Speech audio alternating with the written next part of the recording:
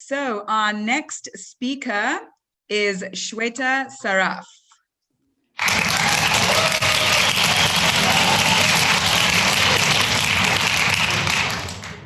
Shweta is VP is VP of Central Engineering at Packet. She's passionate about people and technology. She has 12 plus years of experience in building world-class, high-performing teams and promoting a culture of openness and innovation. Before joining Packet, Shweta served as Director of Engineering and Networking at DigitalOcean. And in this talk, we'll be covering what goes into running a cloud from cloud infrastructure provider perspective, strategies for production readiness, and operational excellence when writing code that runs the cloud. Thank you so much for being here with us this afternoon, Shweta, and take it away. Thank you so much for that introduction, Christina. I'm really thrilled to be here and sharing the stage with so many awesome women and allies.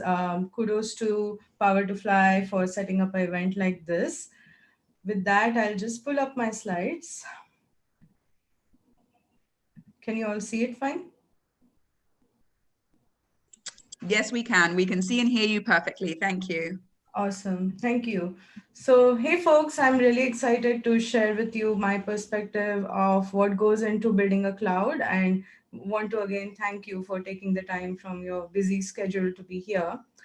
So let's get going. So as Christina introduced me, I won't spend too much time on this slide, but currently I'm working as VP of Central Engineering at Packet. We recently got acquired by a data center company, Equinix, which has the largest data centers in the world, over 200 locations. So a bit about me, I have more than 13 years of experience in various engineering roles, and recently in all the leadership roles in networking and cloud infrastructure background. So this is the stuff that I live and breathe on a daily basis for a while now, and really passionate about it. So before Packet, I was working at another cloud company called DigitalOcean. Some of you may be aware of that one as well. And of course, Cisco is where I spent more than a decade. So when I'm not working, I really like to, find ways to give back and help support community-driven learning. So for that reason, I spend my time mentoring folks on this wonderful platform of Power to Fly. I highly recommend you guys check the mentoring feature out if you haven't already. And also I do this with Plato. So apart from that, I love to write my thoughts around technology and leadership and just people in general. So I spent some time sitting on the Forbes Technology Council and contributing articles to Forbes as well. I have done a lot of work in STEM. I was responsible for founding an employee resource group in Cisco and growing it to like 5,000 plus women. And my work there was recognized by YWCA, which works very hard on eliminating any kind of discrimination or racism and empowering women. So with that, again, if you're here to hear about how to build a cloud, you're in the right place. And why do I care so much about this topic is because I spent a good amount of my early career building products for the cloud, which would run on the cloud.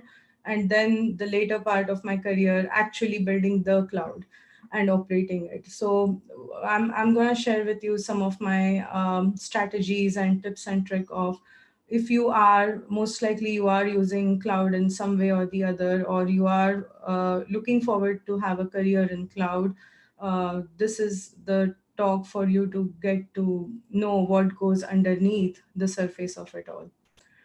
So today we are going to talk about a little bit about Packet, like how, just to give you an idea of the scale that we will be addressing throughout the talk.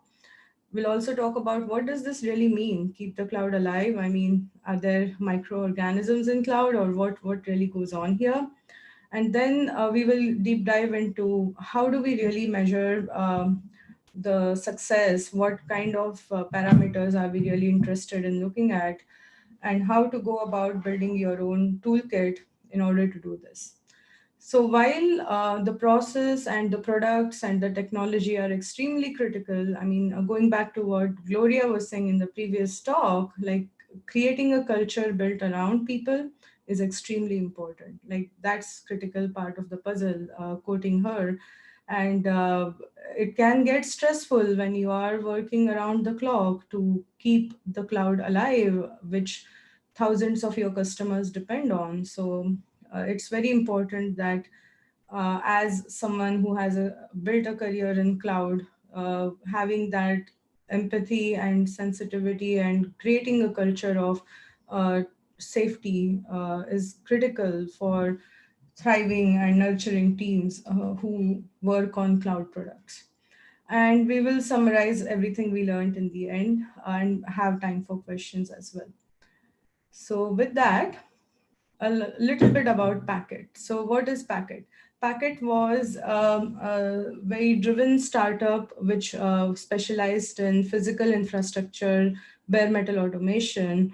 And earlier this year, as I was mentioning, we got acquired by Equinix, which is the largest data center company in the world and essentially the melting pot of all the internet traffic that routes the whole world, whether it's Zoom call like this or a Netflix stream or a Dropbox file upload.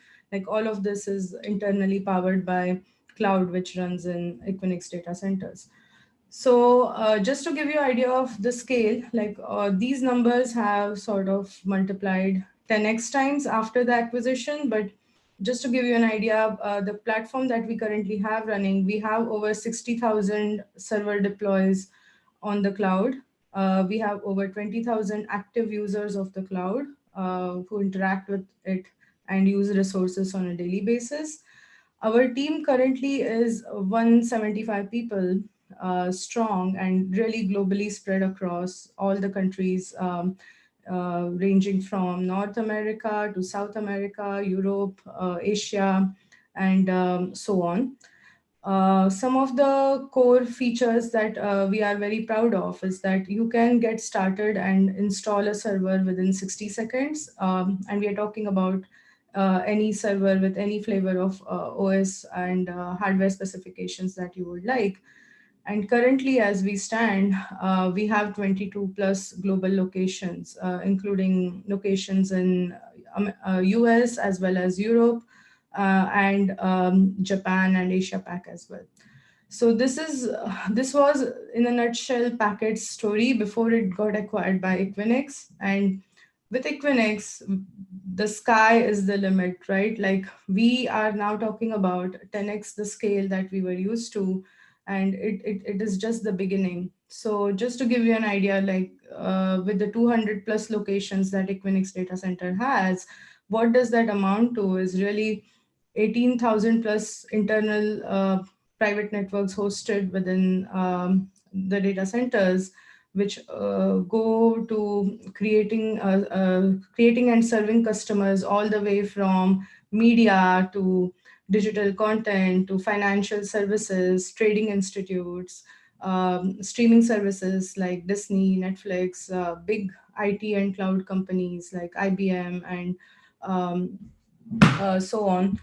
So basically, the whole range of operation just multiplies manifold, and now you have to start thinking about how do you really sustain this as the cloud grows, as the digital ecosystems grow, and you are just sort of in the business of connecting people through connecting platforms and ecosystems, and that's what everyone depends on you for. You do have a big responsibility when you start thinking of what happens if a thing goes down on the cloud and how does it affect any of these use cases. So um, yeah, and just to sort of drive this home, now no longer people, like we heard in the previous talk, like machine learning, AI, and having Kubernetes everywhere, people wanting to be in multiple clouds, not going behind just one cloud provider, but having a hybrid portfolio for resiliency and HA. All of that is driving more workload on need for bare metal cloud, where you are sort of in control of your destiny with respect to what you want to run on the server and want a reliable way of doing that on a daily basis. So just to put it in context, like I think most of you are pretty well aware of what a cloud is, but the difference that the technology has made is that in past, some people still prefer to have their own infrastructure and run it by themselves. But that is what we typically refer to as co-location, which requires you to find a real estate, power cooling facility, network, and set this up all by yourself. So this is typically what your network and IT department would be responsible for. And this kind of turnaround requires someone to plan a big project for which may range anywhere from 16 to 18 months. This is how the IT departments of the past used to operate. Then we saw a wave where customers started preferring to run their own on-premise cloud for sake of trust and safety, and also sort of a shift from the traditional way of running IT departments. And they started adopting more cloud-first technologies. But again, the overhead of finding the right silicon, maintaining the hardware lifecycle, ensuring your operating system is certified and you have no security issues, and then making sure you work with the supply chain to satisfy all of this is still a very arduous task. So that's where our role comes in. Our role is to take all of that away from you and not let you worry about any of these things. And in turn, what you get is a very seamless, delightful experience of starting with the cloud portal and setting yourself up for compute, storage, or networking within matter of minutes. So this is a very important aspect of understanding like how far the cloud technologies are driving progress in today's world and how this is critical for digital transformation. Okay, so just going to the crux of the talk, right? So we saw what the cloud comprises of and how big the cloud is. Now let's take a look at what does it mean with respect to how do we want to make sure this cloud that everybody keeps talking about and relies on is resilient, is reliable, is scalable, and is performant, right? And it is somebody's job to make sure that the cloud is always alive. So the goal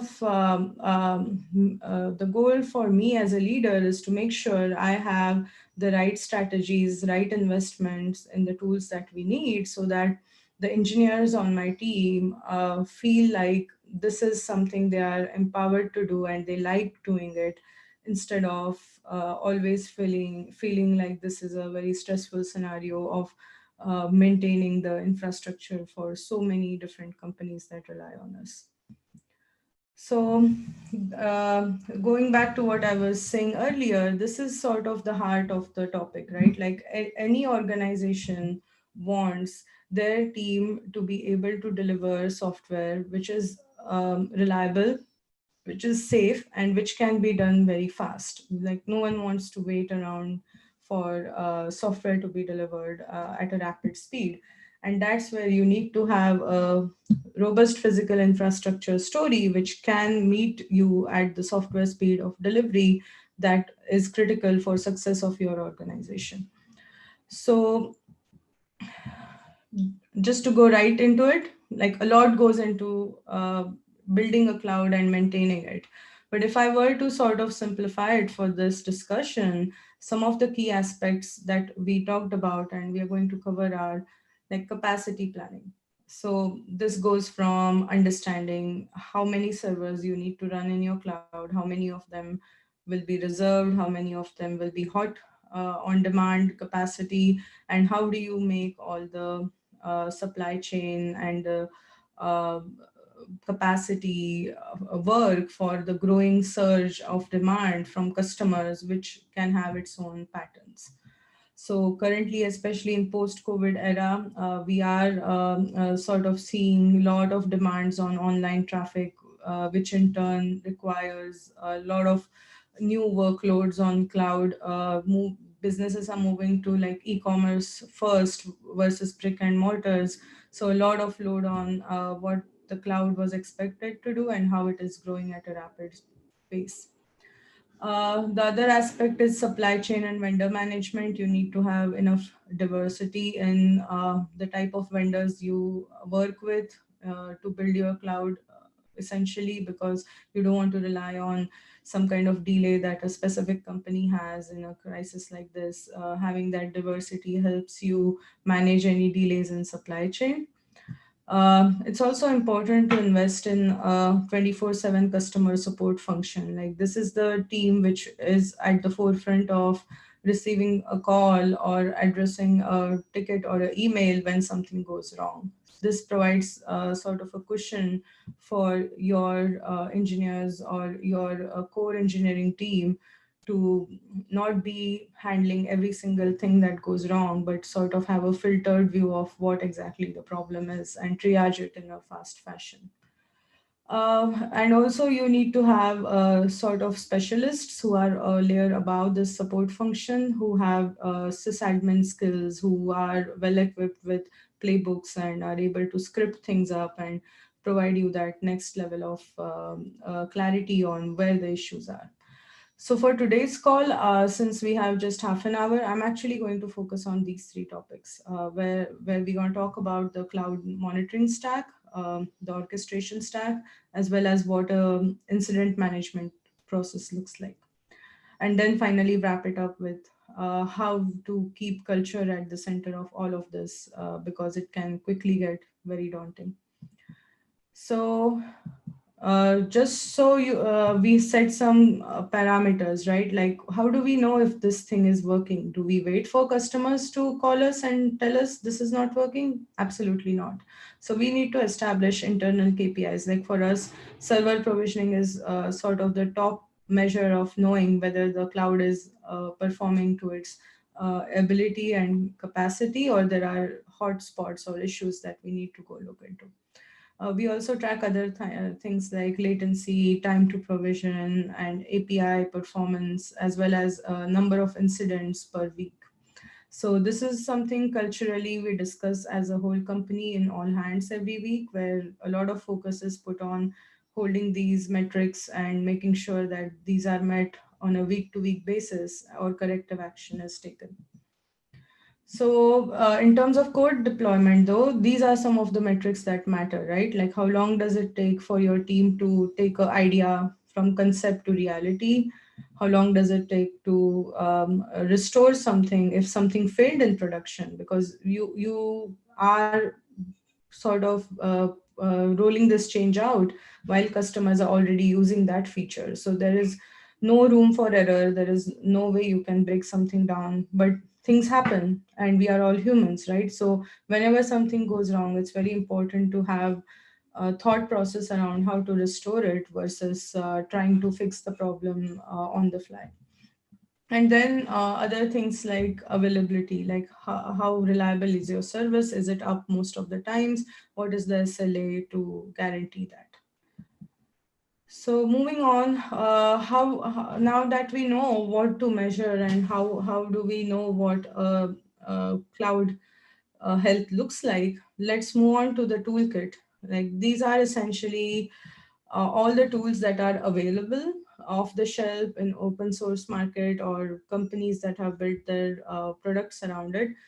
And these sort of fall into different categories of infrastructure, provisioning, orchestration management, load balancing, and all the application layer tooling that helps any startup or any mature company to drive their cloud strategy. Now, there's a lot going on, and there's a difference between having cloud native applications and infrastructure versus trying to make a shift from a traditional world into the cloud world, which can be a pretty daunting task if you haven't thought about your technology stack at the forefront of starting your company or reinventing your digital technology transformation. So since there's a lot going on here, what I've tried to sort of circle back is the stack that we use, right? So in the development phase, these are the different tools like GitHub, Jira, dev environments, which include Docker, and in terms of code, Ruby on Rails and Go, as well as Postgres for database, right? And once the code is sort of in the development phase, then we start continuously integrating and deploying. So for that, we use specific tools that do the job. So GitHub integrates with Drone, which feeds into Quay. Quay is responsible for making sure the deployment passes through smoke tests and then transformed into a Terraform stack, which eventually deploys the code live in production, which is managed by a bunch of vendors like Nomad and Rancher, but also Kubernetes, which is what we are all moving towards actively. So now the fun begins when the code is developed and you go into this continuous cycle, and now things are live, right?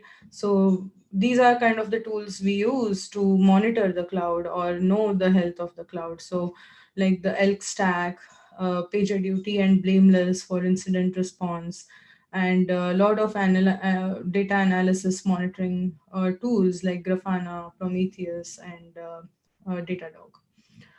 So let's do it. I mean, we have the code ready, we have to go live, and going into production can be a very scary thing. Like it's like going on a war itself.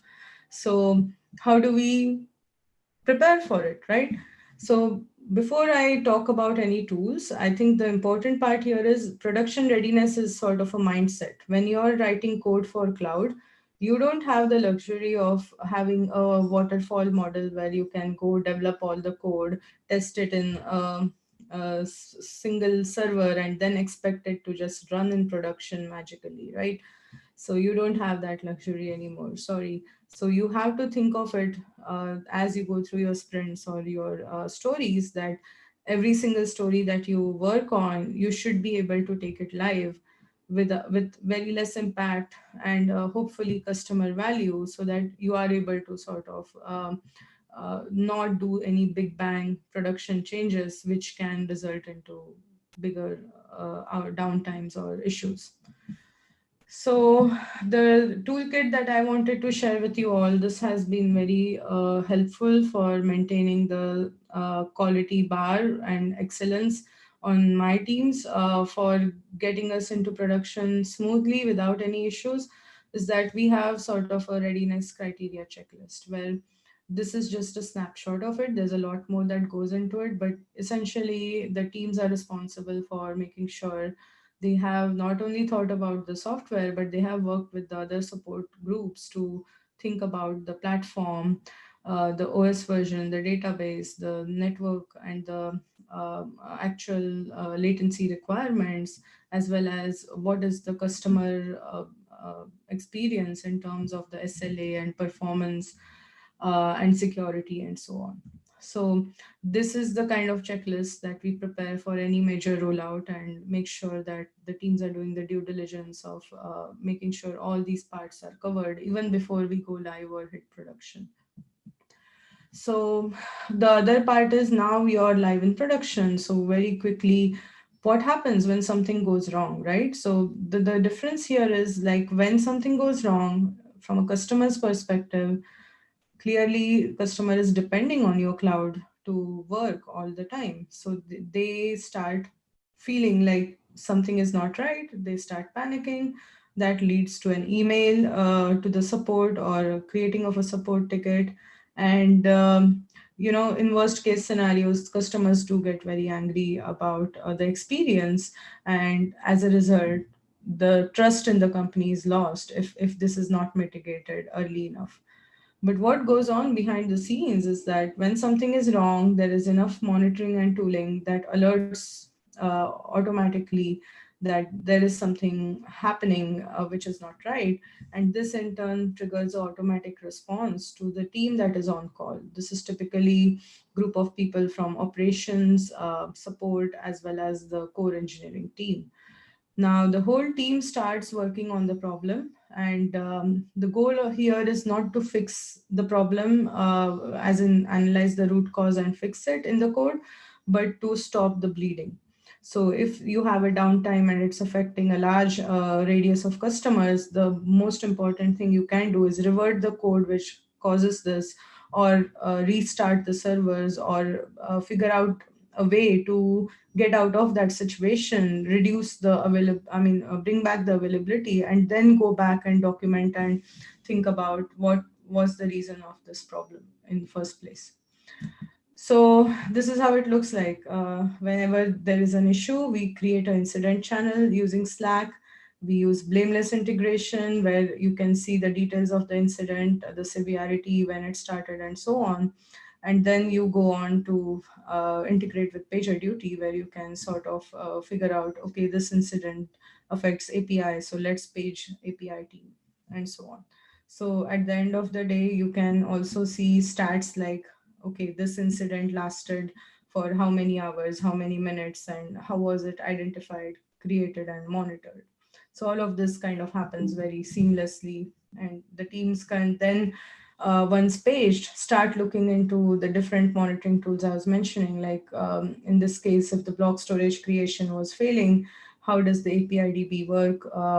Does it have connectivity to issuing this request? And if it is working correctly, if there is any lapse in how it is serving the requests on the DB side, and then on the Cloudflare side, if the requests are intercepted and cached or served accurately, or if there is some kind of attack that's going on. And then finally, a lot of alerting, which can tell you what the error is and help you sort of narrow down the root cause, and then come back to this happy state where things are restored and finally working. So I know we are running out of time, so I'm going to breeze through the culture part. So the three important aspects of creating healthy, strong culture is that you have to invest in your teams, right? And few things which help in investment are really like having some kind of a process really helps align people and organize them. So we use Agile, as do many other companies, and the whole motivation here is allowing people to fail, but fail fast and often, and learn from it. So if by doing this iteratively, we are not falling into trap of building something that nobody wants to use at the end of the day. And also investing in a lot of operational excellence and strategies for automation.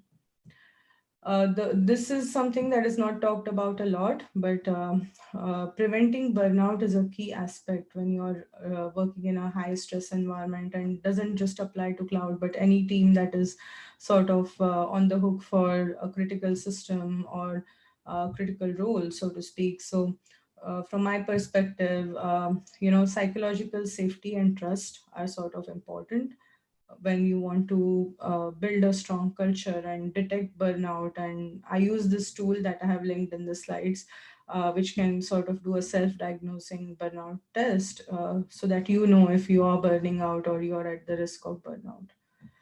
And finally, I think investing in community is very important. It's very understated, but very effective and done right. So I've been involved in supporting a lot of open source projects, either with infra credits or funding them. A lot of community driven tutorials, articles, sponsoring events like meetups, engaging audience all over the world to contribute to open source, and also to organize hackathons. So, in conclusion, with this rapid fire session, I just wanted to recap what we learned about. Cloud can be a non scary, delightful experience, right? For those who are building and those who are at the forefront of it. And just some strategies that we learned today are to know what you are trying to measure as a success parameter, build your toolkit based on your needs, and then implement a solid strategy for incident management and production readiness while keeping people at the heart of it all. So thank you. That's all from me. And if there are any questions, if I have the time, I can take them, or feel free to reach me on LinkedIn. Thank you so much, Shweta. I think we ran out of time, unfortunately, for the questions, but thank you so much for your talk. And I'm sure there will be people who participated reaching out to you via LinkedIn should they have any more questions. So thank you very much for joining us here today.